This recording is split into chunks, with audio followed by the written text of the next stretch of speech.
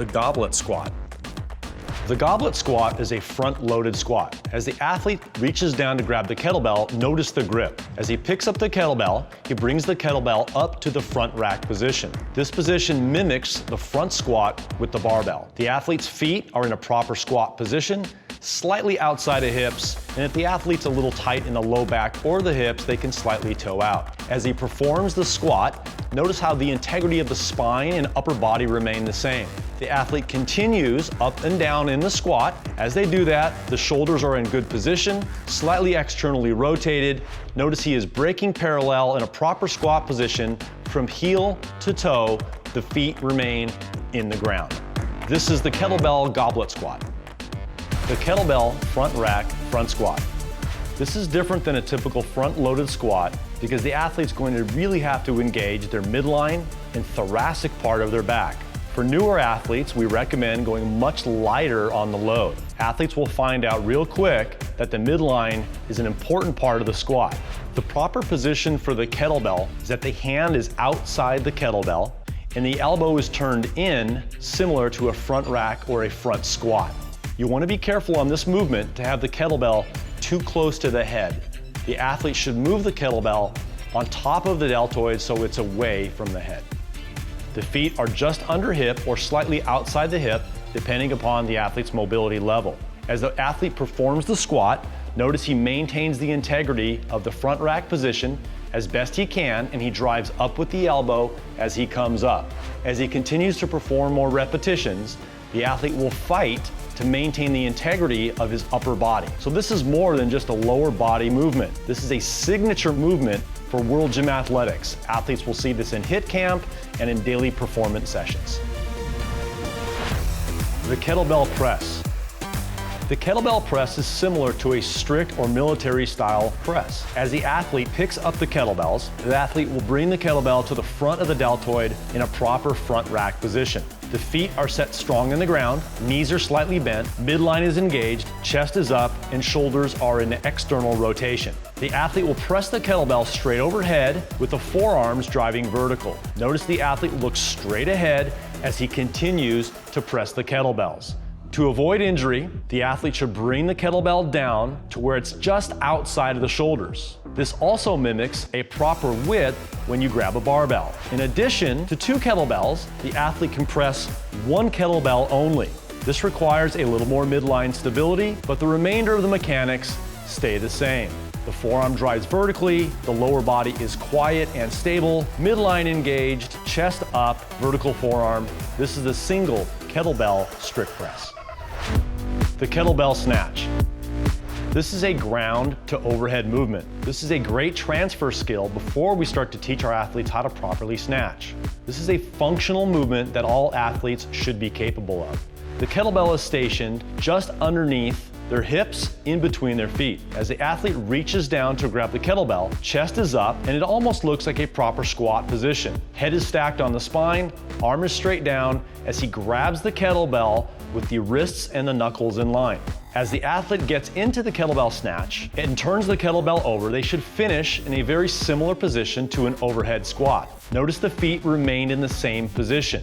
The athlete should be aware as they snatch the kettlebell to lock out the arm as fast as possible and to continue to press the kettlebell up as they finish the movement. This will help to protect the kettlebell and help to protect the shoulder as the athlete finishes the movement. Notice the chest remains up, it doesn't fall forward, and in the beginning position, the shoulders are just slightly forward of the kettlebell.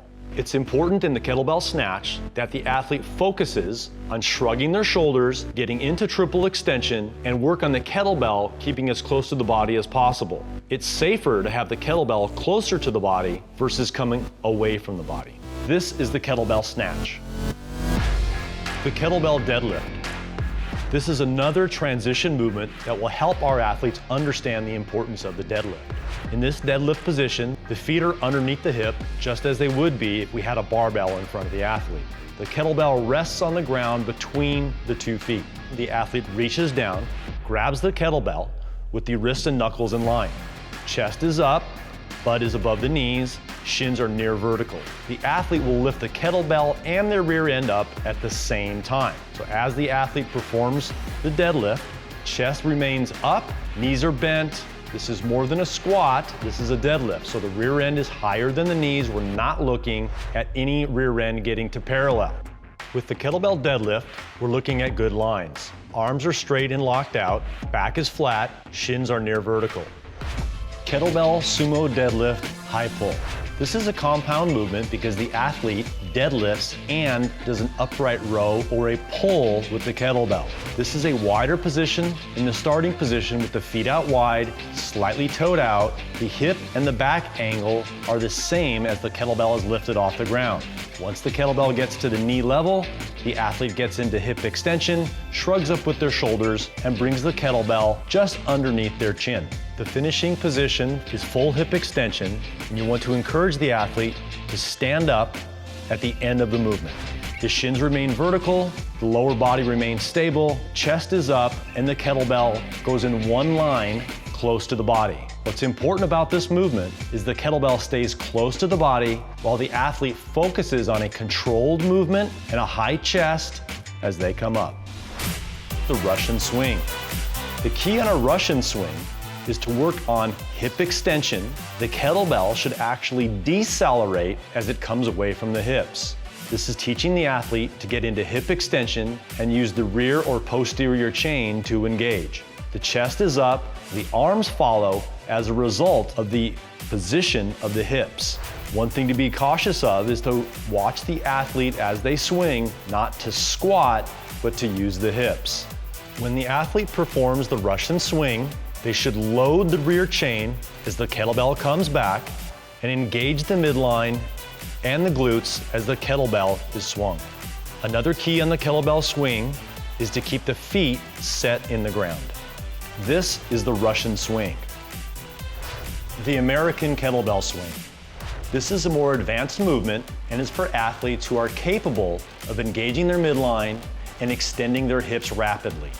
The key on the American swings is to finish with the kettlebell high overhead with an aggressive locked out shoulder that is active. In other words, as the kettlebell is extended overhead, the athlete shrugs their shoulders to protect the shoulders. The feet remain in the ground, and again, the athlete should think about decelerating the kettlebell as it reaches its apex. This is the American kettlebell swing.